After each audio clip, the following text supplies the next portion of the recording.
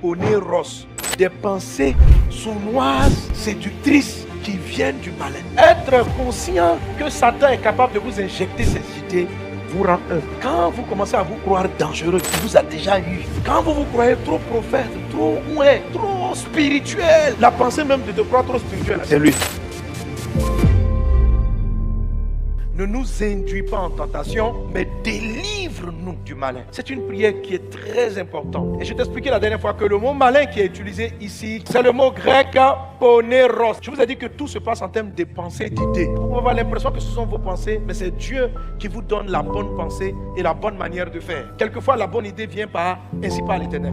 D'autres fois, ça peut venir par des songes. La Bible dit Dieu parle tantôt d'une manière, tantôt d'une autre. Mais dans les idées qui arrivent dans nos pensées, il peut y avoir ceux de l'ennemi qui vont nous pousser à aller poser des actes qu'il ne faut pas et à détruire le travail que Dieu est en train de faire avec nous. Pendant que Dieu est en train de te dire, prie pour lui de telle manière, une autre pensée vient te dire, mais si ça ne marche pas, qu'est-ce que les gens diront? Utilise tel autre voie, utilise telle autre stratégie.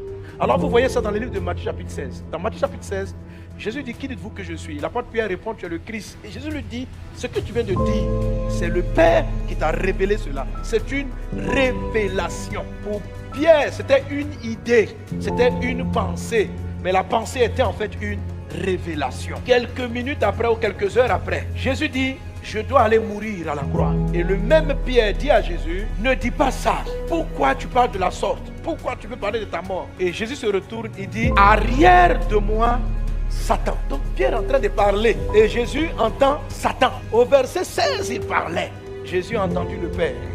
Ici encore, Pierre est en train de parler. Jésus entend Satan.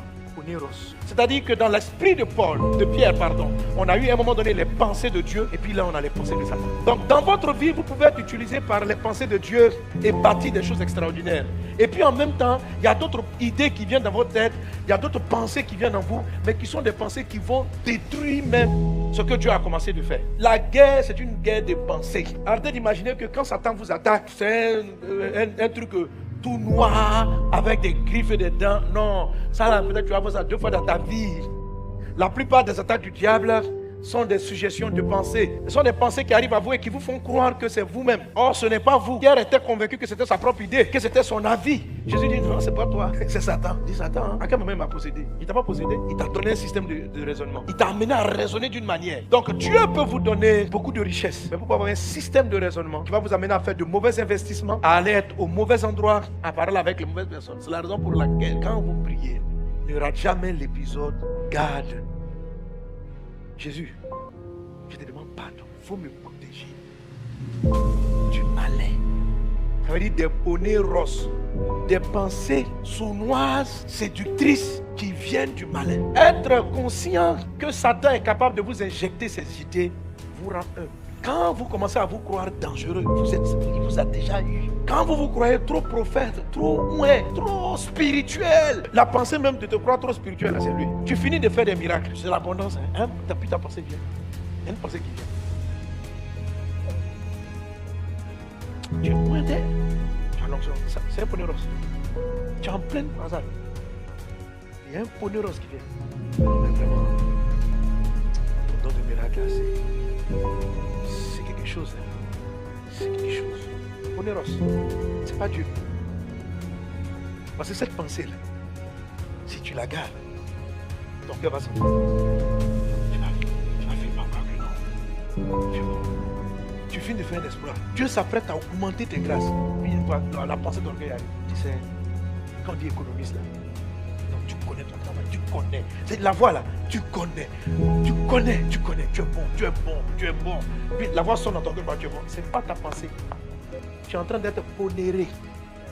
Poneros. Et puis, attends. Tu viens de décanter une situation là. Et puis ça te gonfle comme ça. Là, la Bible dit, l'orgueil précède la chute. C'est-à-dire, après ce gros marché que tu viens avoir, le prochain va être moins bon. Au lieu de passer à l'abondance, tu vas commencer à descendre. Si tu n'as pas enlevé Poneros, pendant que les gens disent non, tu entends la voix, tu es bon. Je dois dire, à lui soit la gloire. Merci Seigneur. J'ai été un instrument entre tes mains. Tu viens de vaincre Satan. Les Poneros sont des voix qui viennent vous empêcher d'aller à l'étape de gloire d'après. Après que Dieu vous ait donné le pain quotidien, le poney rose, la voix du malin va venir arracher le pain. Dieu te révèle ton mari, poney rose va venir arracher. Dieu t'élève, poney rose va venir te mettre en retard. Mais l'ensemble, ce sont des pensées, ce sont des idées. Même quand tu dis quelqu'un m'a trompé, mais c'est parce qu'il y a une pensée dans ton cœur qui a accepté que ce qu'il est en train de dire est la vérité et que tu vas pouvoir investir. Ayez l'humilité de savoir que quel que soit votre niveau spirituel, vous n'êtes pas exempt du malin. Vous n'êtes pas exempt du malin. Et vous devez demander la grâce de Dieu, garde-moi du malin. Et vous savez, l'abondance, c'est ce qu'on appelle la moisson, la moisson abondante. Vous voyez dans la parabole du semeur, il dit ceci, le champ c'est le monde, la bonne semence, ce sont les fils du royaume. L'ivraie, ce sont les fils du malin. Quand on dit fils dans la parole de Dieu, ne voyez pas l'individu. Jésus dit souvent aux gens, tu es fils du malin, quand la réaction et l'attitude que tu as a été engendrée par le malin. Ce n'est pas que tu es définitivement, tu es absolument fils du diable, non. Je veux que vous voyez ça d'abord de manière instantanée. Quand Jésus sait que Pierre est sauvé, il dit, arrière de moi Satan. En l'instant précis, c'est comme si Pierre était un fils du malin. Mais dans l'absolu, il est fils de Dieu. Ok? C'est ce que Jésus explique. Il dit que Dieu sème une bonne semence. La semence, c'est la parole. À tous ceux qui reçoivent la parole, elle a donné le pouvoir de devenir enfant de Dieu. Donc tout est une affaire de parole. Une pensée, c'est une parole qui vous est injectée. Ou bien une image. Amen. Les semences, l'ivraie aussi, c'est une semence. C'est quoi l'ivraie? C'est une plante, c'est une semence qui ressemble beaucoup au blé. La bonne semence, c'était du blé. L'ivraie et le blé se ressemblent beaucoup. Sauf que l'ivraie ne donne pas du bon fruit. Donc Jésus dit que chaque fois que Dieu sème, Satan vient pendant un moment d'inattention et puis il vient s'aimer aussi l'ivraie.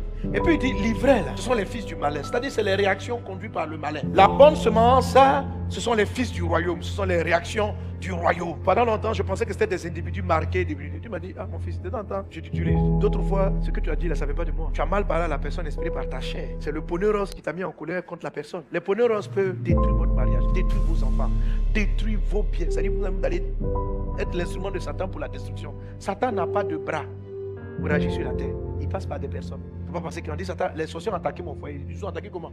Tu as déjà vu un vent arriver dans ta maison et puis qui prend. Tu as ton mari, le vent vous soulève. Frappez-vous, frappez-vous. Non, le vent vous frappe pas, c'est vous qui êtes là. Ma femme m'énerve, c'est la phrase qu'elle m'a dite là m'énerve. Et puis vous rentrez dans des disputes. On veut vous réconcilier, vous n'arrivez pas à vous réconcilier. Et puis vous vous séparez. Il vous a détruit. Et chacun était convaincu de son idée au moment du palabre. Mais qui vous a inspiré ces pensées? Ça on appelle les poneys roses. Ça peut te bousiller un foyer. Que Dieu te bénisse dans la prière. Amen.